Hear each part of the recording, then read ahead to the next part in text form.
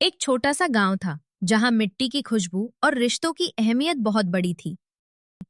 इसी गांव में रहते थे दो भाई, बड़ा भाई अमन और छोटा भाई रोहन। दोनों के बीच उम्र का फर्क था, लेकिन दिल एक सा था। माँ बाप बचपन में ही गुजर गए थे और तब से अमन ही रोहन के लिए माँ भी था और पिता भी।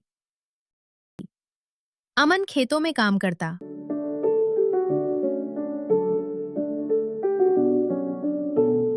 और रोहन स्कूल जाता।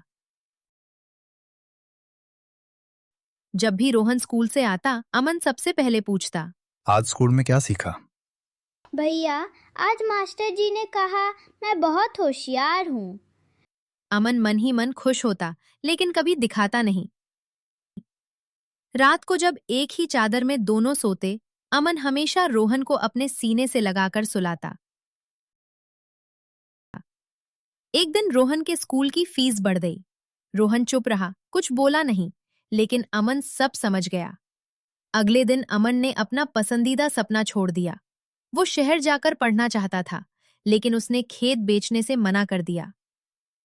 अमन खुद से बोला, अगर मेरे सपने टूटेंगे तो चलेगा, लेकिन रोहन का सपना नहीं टूटना चाहिए।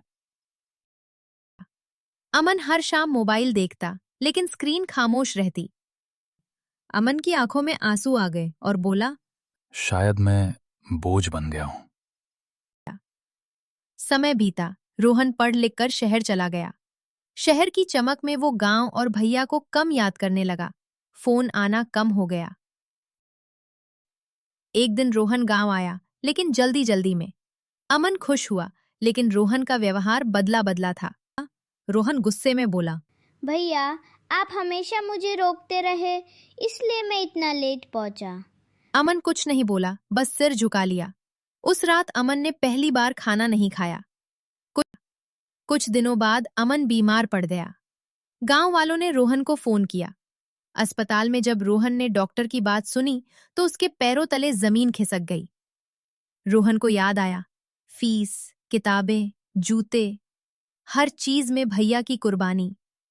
रोहन अमन के पास बैठकर रो पड़ा। रोहन रोते हुए बोला, भैया, मैंने आपको गलत समझा। आप तो मेरी पूरी दुनिया हो। अमन ने धीरे से रोहन का हाथ पकड़ा।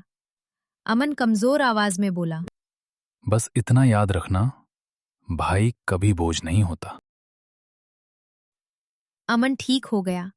रोहन ने शहर छोड़ दिया और गांव में ही काम शुरू किया। अब दोनों भाई साथ साथ रहते हैं। कहानी यही सिखाती है कि दुनिया बदल सकती है, लेकिन भाई का प्यार नहीं।